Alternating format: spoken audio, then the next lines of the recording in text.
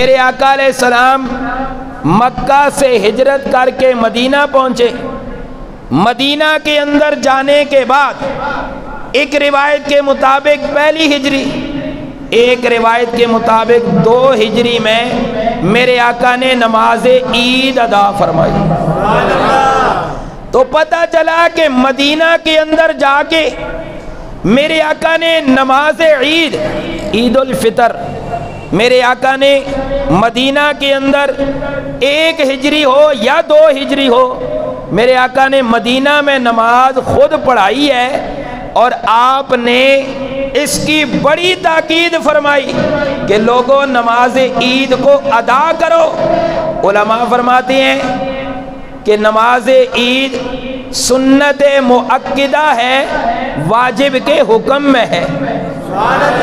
اس لیے کہ میرے آقا نے یہ نماز عید خود ادا بھی فرمائی، ساری زندگی پڑھاتے رہے، اور آپ نے مدینہ میں جانے کے بعد آپ نے صحابہ کرام کو اس کی تاکید بھی کی ہے۔ آج دیکھیں کہ ہر وہ آدمی، ہر وہ انسان جو نماز کے لیے کبھی آتا ہے کبھی نہیں آتا، عید کے اندر وہ ضرور حاضر ہوتا ہے۔ ذرا زور سے کہیں سبحان اللہ۔ تو میرے آقا علیہ السلام نے عید خود پڑھائی ہے۔ عید کے دنوں کے متعلق حضور نے فرمایا، میری امت والو، عید کے دن کو اللہ کے نام سے، یعنی اللہ اکبر کہہ کر عید کے دن کو سجا دو۔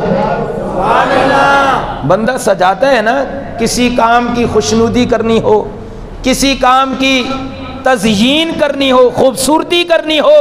تو بندہ اس کی کوشش کرتا ہے۔ حضور نے فرمایا کہ عید کی خوبصورتی اللہ اکبر بلند آواز کہنے میں عید کی خوبصورتی ہے۔ یہ اشارہ کر دیا کہ عید آتی ہے، خوشی ضرور ہوتی ہے، لیکن اس خوشی کے اندر اللہ اکبر کہہ کے اشارہ کر دیا، خوشی ضرور ہے لیکن اللہ کو نہ بھولنا۔ خوشی ضرور کرو لیکن اللہ کو نہ بھولنا، اس لیے کہ اللہ کی ذات اللہ اکبر وہ بڑی ذات ہے۔ ایک حدیث پاک کے اندر میرے آقا نے عید کے متعلق فرمایا، اگر ذوق ہے تو میں آپ کو ایک ایسی حدیث مبارکہ آج سناتا ہوں۔ میرے آقا نے ارشاد فرمائی کہ وہ ہمارے لیے بھی، ہمارے مردوں کے لیے بھی بڑا ہی نور کا سبب ہے۔ ذرا زور سے کہیں سبحان اللہ۔ میرے آقا علیہ السلام نے فرمایا، جس دن عید ہوتی ہے، عید والے دن جو بندہ سبحان اللہ و بحمدہ، صرف یہ سبحان اللہ و بحمدہ 300 دفعہ پڑھ کے اپنے مردوں کے لیے ایصال ثواب کرتا ہے، اللہ اس کلمے کی وجہ سے ان مردوں میں سے جس جس کے لیے ایصال ثواب کرے گا، ہر ایک کی قبر کے اندر 1 2 4 5 10 سینکڑوں کے اعتبار سے نہیں، بلکہ اللہ فرماتے ہیں اس مردے کی قبر میں اللہ 1000 نور داخل کر دیتا ہے۔ اور فرمایا جو بندہ زندگی میں یہ پڑھتا ہے، عید والے دن 300 دفعہ سبحان اللہ و بحمدہ پڑھ کے اپنے مردوں کو ایصال ثواب کرے، جب یہ مرتا ہے اللہ اس کے قبر میں جانے سے پہلے اس کی قبر میں 1000 نور پہلے داخل کر دیتے ہیں۔ 1000 نور داخل کرنے کا معنی یہ ہے کہ حدیث پاک کے اندر آتا ہے نا کہ قبر تاریکیوں کا گھر ہے، قبر اندھیروں کا گھر ہے۔ جب بندہ یہ پڑھتا ہے اس کی قبر تاریکیوں والی نور اور روشنی میں بدل جاتی ہے۔ جس طرح بندہ دنیا کے اندر روشنی والی جگہ پہ اکتاتا نہیں، روشنی والی جگہ پہ تھکتا نہیں، روشنی والی جگہ پہ دل کو گھبراہٹ نہیں ہوتی، اسی طرح قبر تنہائیوں کا گھر ضرور ہے، قبر نور فرمایا تاریکیوں کا گھر ضرور ہے، لیکن جو بندہ 300 دفعہ عید والے دن سبحان اللہ و بحمدہ پڑھ کے اپنے مردوں کو اصحال ثواب کرتا ہے، مردوں کی قبروں میں تو اللہ 1000 نور داخل کرتے ہیں، پڑھنے والے کی قبر کے اندر اللہ اس کے مرنے سے پہلے پہلے اس کی قبر کو نور سے منور فرما دیتے ہیں۔ ایک حدیث پاک کے اندر میرے آقا نے فرمایا، حضرت وہب بن منبہ فرماتے ہیں حضور کا فرمان ہے، ہر عید کے دن شیطان چیختا ہے، پکارتا ہے، بلبلاتا ہے، شور مچاتا ہے۔ رمضان المبارک اس کے اندر شیطان کو، ابلیس کو زنجیروں سے جکڑ دیا جاتا ہے، اور جب یہ زنجیروں سے آزاد ہوتا ہے،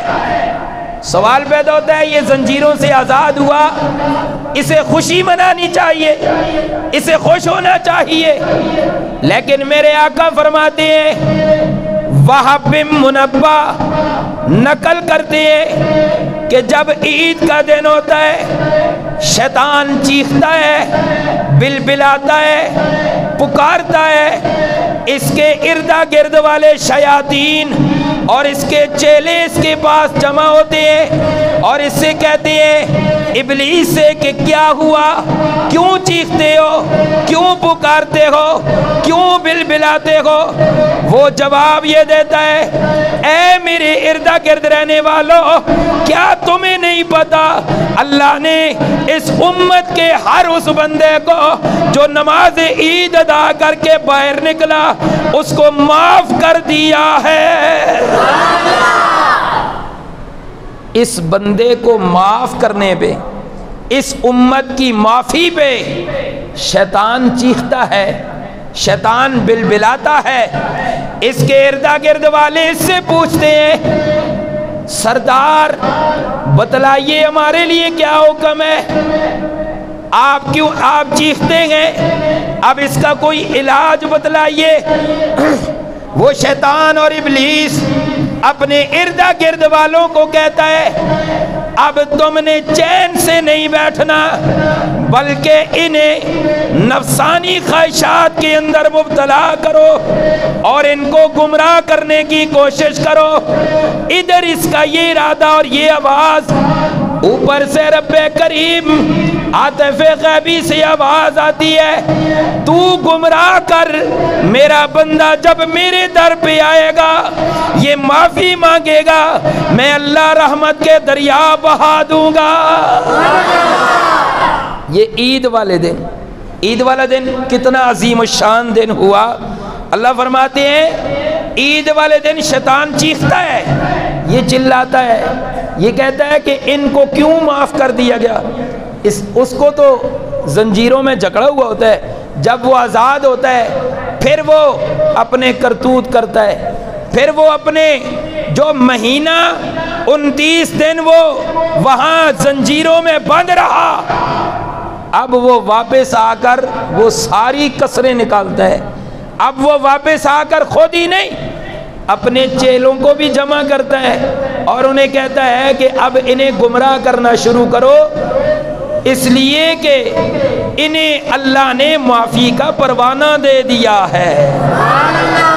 اب یہ تو ہمیں پتہ چل گیا کہ اللہ جو بندہ روزے رکھتا ہے، روزے رکھنے کے بعد وہ عید کی نماز پڑھتا ہے، اللہ اس کے لیے معافی کا اعلان کر دیتے ہیں۔ اب ایک چیز اور بھی پتہ چلی، یہ شیطان اپنے سارے ارد گرد رہنے والوں کو جمع کرتا ہے، یوں سمجھیں شیطان اپنی ذریت کو جمع کر کے یہ کہتا ہے جن کو اللہ نے بخش دیا ہے انہیں گمراہ کرو۔ اب ہم نے یہ سوچنا ہے، ہمارے لیے لمحہ فکریہ یہ ہے کہ وہ گمراہ کرنے کی کوشش کرے گا۔ کیا